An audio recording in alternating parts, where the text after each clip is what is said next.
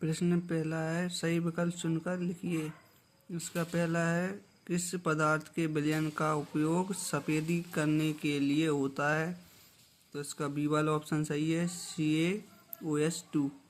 दूसरा है, एथेनॉल कार्बनिक यौगिक का प्रकार्यात्मक समूह है। इसका डी वाला सही है, अल्कोहल। फिर तीसरा है, परागण पाए जाते हैं। तो इसका है सी वाला, पुंकेसर में। फिर है अगला, मानव में कितने जोड़ी लैंगिक गुणसूत्र होते हैं? तो इसका उत्तर है 2। अगला है, आकाश के नीले रंग का कारण है। तो इसका उत्तर प्रकाश का प्रकीर्णन है। अगला है छठवां, प्रतिरोध का मात्रक है। तो इसका ओम उत्तर सही है।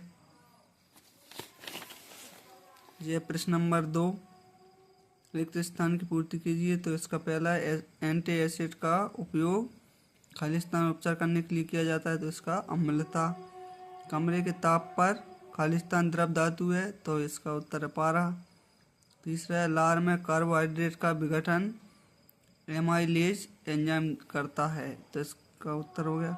चौथा है, DNA के अणुओं में आनुवंशिक गुणों का संदेश होता है। पांचवा है, गोलीय दर्पण की फोकस दूरी उसकी वक्रता त्रिज्या की आधी होती है। इसका है, सोडियम धातु को केरोसिन में डुबाकर रखते हैं। अगला है प्रश्न नंबर 3, सत्य Cu+O2 तापन 2CuO एक संतुलित रासायनिक समीकरण है। तो इसका उत्तर सत्य है। अगला है, लिटमस पत्र एक संश्लेषित सूचक है। तो ये असत्य है। तीसरा है, संकीर्ण श्रेणी में धातुओं का क्रम विस्थापन अभिक्रिया पर आधारित है। इसका उत्तर सत्य है। अगला है, अनुमस्तिष्क मस्तिष्क के अग्रभाग में स्थित होता है। इसका उत्तर असत्य है। पांचवा है, ऊतक संवर्धन तकनीक अलैंगिक जनन का प्रकार है। ये सत्य है। छठवा है, जीन लक्षणों को नियंत्रित करते हैं। तो इसका उत्तर सत्य है। ये अगले प्रश्न में जोड़ियाँ। तो ये शुद्ध सोना। तो इसका उत्तर है 24 कैरेट। टेस्टोस्टेरोन नर हार्मोन प्रतिबिंब है। रेटिना आवेश का होता है। चौथा है, कूलाम ओजोन है। UV किरणें मोतियाबिंद नेत्र लेंस। ये इसका उत्तर है। अब प्रश्न नंबर 5 देखते हैं।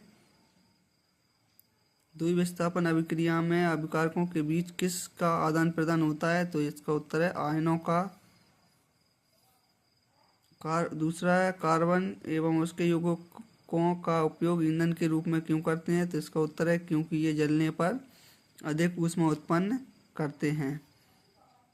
तीसरा है, उत्सर्जन तंत्र की क्रियात्मक इकाई का नाम लिखिए। तो इसका उत्तर नेफ्रॉन है। चौथा है, जीव में अर्धसूत्री विभाजन किस कोशिका में होता है? तो इसका उत्तर जनन कोशिकाओं में। अगला है पांचवा, हीरे का अपवर्तनांक लिखिए। तो इसका है 2.42। छठवा है, विद्युत ऊर्जा का व्यापारिक मात्रक लिखिए। तो इसका है किलोवाट घंटा। तो जी प्रश्न नंबर 5 भी हो गया। प्रश्न नंबर 6, ऊष्माक्षेपी अभिक्रिया का संतुलित रासायनिक समीकरण लिखिए। तो इसका उत्तर है CH4 + 2O2 arrow CO2 + 2H2O + ऊष्मा। ये इसका उत्तर है। अगला प्रश्न है, अम्ल एवं क्षार में 2 भौतिक अंतर लिखिए। तो इसका उत्तर बताते हैं हम। अम्ल और क्षार में अंतर, तो ये है, अम्ल स्वाद में खट्टे होते हैं। इसका पहला क्षार का है, क्षार स्वाद में कड़वे होते हैं। दूसरा है, अम्ल नीले लिटमस को लाल कर देते हैं। क्षार में है, क्षार लाल लिटमस को नीला कर देते हैं। प्रश्न नंबर 8 है, व्यंजक चूर्ण के 2 उपयोग लिखिए। ये रहा इसका उत्तर। पहला है, कागज एवं कपड़ों के व्यंजन में उपयोग करते हैं। दूसरा, कीटनाशक के रूप में व्यंजक चूर्ण का उपयोग करते हैं। लिख लीजिए इसको। प्रश्न नंबर 9 है, आघात वर्ध तथा तन्य का अर्थ लिखिए। तो आघात वर्ध लिखा है, वे धातुएं जो पीटने पर पतली चादर की तरह फैल जाती हैं, आघात वर्ध कहलाती हैं।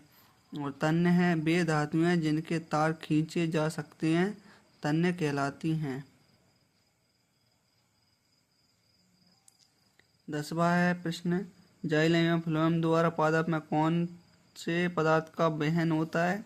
अथवा हम दिया रंध्र के 2 कार्य लिखिए, तो हम इसका उत्तर देते हैं रंध्र के कार्य का। पहला है रंध्रों के माध्यम से बाष्पोत्सर्जन संभव है। दूसरा है जड़ों से पानी का अवशोषण करना। ये रंध्र के 2 कार्य हैं। प्रश्न नंबर 11, आयोडीन हमारे शरीर के लिए क्यों आवश्यक है? 2 कारण लिखिए। अथवा में दिया है पादप में वृद्धि के कारण होने वाली 2 गतियों के नाम व दिशा लिखिए, तो इसका उत्तर लिखते हैं अथवा वाले का। यह गति का नाम एपिनोस्टी, दूसरा है हाइपोनोस्टी, इसकी दिशा है नीचे की ओर, दूसरे की दिशा है ऊपर की ओर। उदाहरण के लिए कमल के पत्ते, दूसरे का उदाहरण है केले के पत्ते। प्रश्न नंबर 12 है लैंगिक जनन के 2 लाभ लिखिए। ये रहा इसका उत्तर। लैंगिक जनन में आनुवंशिक विविधता उत्पन्न होती है। दूसरा है प्रजाति का विकास और अनुकूलन होता है। ये रहा प्रश्न नंबर 12 का उत्तर। प्रश्न 13 है मेंडल के प्रभावितता के नियम को आरेख के द्वारा प्रदर्शित कीजिए। अथवा में मेंडल द्वारा लक्षणों की स्वतंत्र वंशानुगति के लिए कितने जोड़ी विकल्पी लक्षणों का अध्ययन किया गया? द्वितीय पीढ़ी में इसका फिनोटाइप अनुपात लिखिए, तो इसका अथवा का उत्तर देते हैं हम। ये रहा मेंडल ने लक्षणों की स्वतंत्रता वंशानुगत के लिए 7 जोड़ी विकल्पी लक्षणों का अध्ययन किया था। द्वितीय पीढ़ी F2 में स्वतंत्र वर्गीकरण के कारण फिनोटाइप अनुपात 9:3:3:1 होता है। ये रहा इसका उत्तर। प्रश्न नंबर 14 है प्रकाश के अपवर्तन का नियम लिखिए। और अथवा दिया अवतल दर्पण के 2 उपयोग लिखिए, तो अवतल दर्पण का उपयोग लिखते हैं हम। अवतल दर्पण का उपयोग वाहनों की हेडलाइट में होता है। दूसरा है अवतल दर्पण का उपयोग टॉर्च लाइट में भी होता है। तो ये रहे इसके 2 उपयोग। प्रश्न नंबर 15 है आंखों का डॉक्टर +1.5D क्षमता का संशोधन लेंस निर्धारित करता है। व्यक्ति में किस प्रकार का दोष है? लेंस का प्रकार लिखिए। अथवा में दिया है कांच के प्रिज्म की सहायता से प्रकाश के वर्ण विक्षेपण का चित्र बनाइए, तो हम इसका चित्र बनाते हैं। यह है प्रिज्म द्वारा प्रकाश के वर्ण विक्षेपण का चित्र। ये लिखा है सूर्य का प्रकाश, यहाँ से एरो है, ये लाल, नारंगी, पीला, हरा, नीला, जामुनी, बैंगनी। और नीचे लिखा है प्रिज्म। ये रहा इसका चित्र।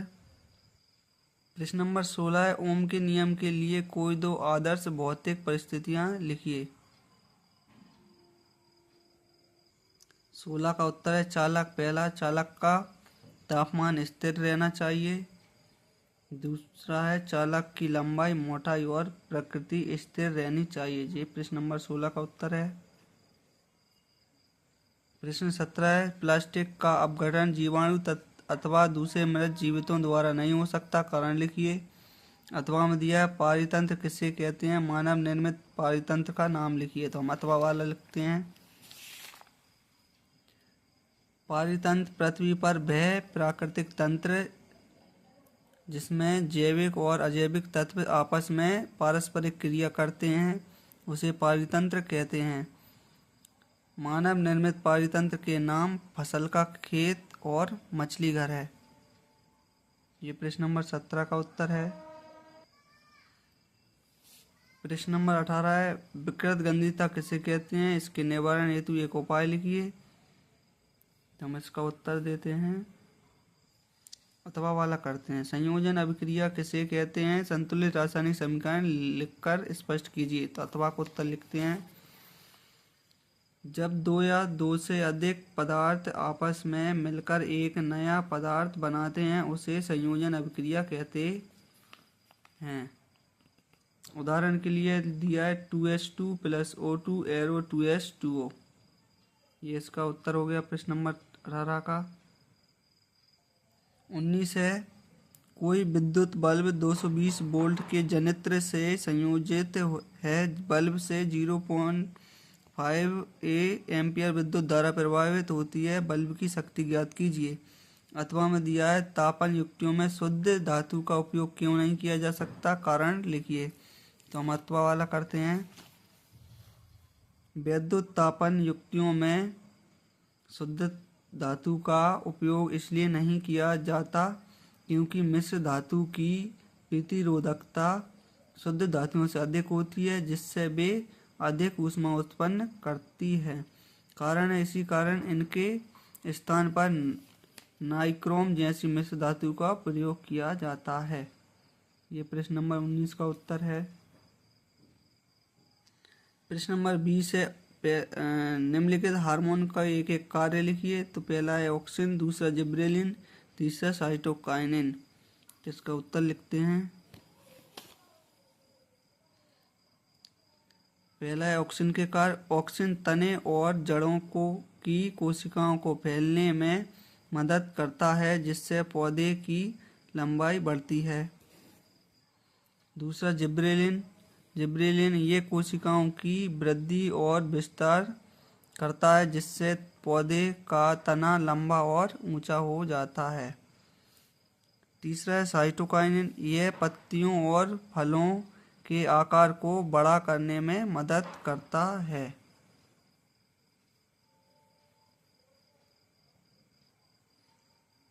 प्रश्न नंबर 21 है, निम्नलिखित की संरचना सूत्र लिखिए। Propanol, chloroform, methane, acetic acid. तो इसको लिखते हैं।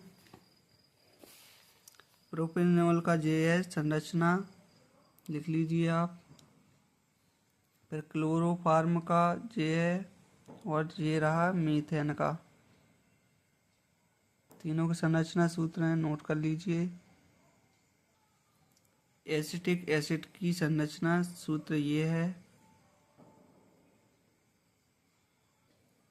अगला है 22, ऑक्सी शोषण एवं अनॉक्सी शोषण में 4 अंतर लिखिए। तो इसका उत्तर लिखते हैं।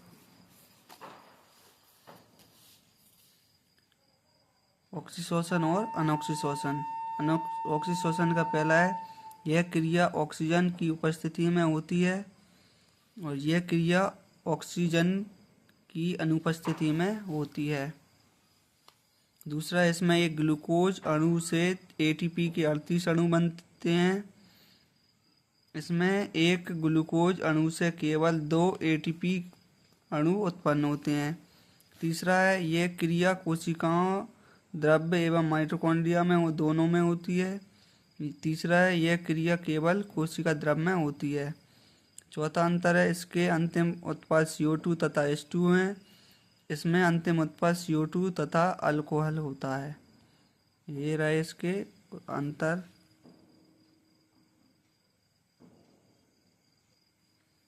प्रश्न नंबर 23 है, 15 सेंटीमीटर फोकस दूरी का कोई अवतल लेंस किसी बिंब का प्रतिबिंब लेंस से 10 सेंटीमीटर दूरी पर बनता है। बिंब लेंस से कितनी दूरी पर स्थित है, इसका उत्तर देते हैं हम। दिया है अवतल लेंस की फोकस दूरी f बराबर 15 सेंटीमीटर। हम अवतल दर्पण के लिए उपयोग करते हैं, इसलिए f बराबर -15 सेंटीमीटर। प्रतिबिंब की दूरी दी है, b बराबर हो गई 10 सेंटीमीटर। तो अवतल दर्पण के लिए उपयोग करते हैं, तो b बराबर -10 सेंटीमीटर। लेंस सूत्र लगाएंगे 1/f बराबर 1/b माइनस 1/u। -u इस साइड ले जाएंगे तो प्लस का हो गया। 1/u equal to 1/b plus का 1/f इस साइड आकर माइनस का हो गया। b का मान हमें 10 दिया था, 10 लिख दिए माइनस के। f का मान -15 लिख दिया। माइनस माइनस का गुणा करेंगे तो ये हो जाएगा प्लस।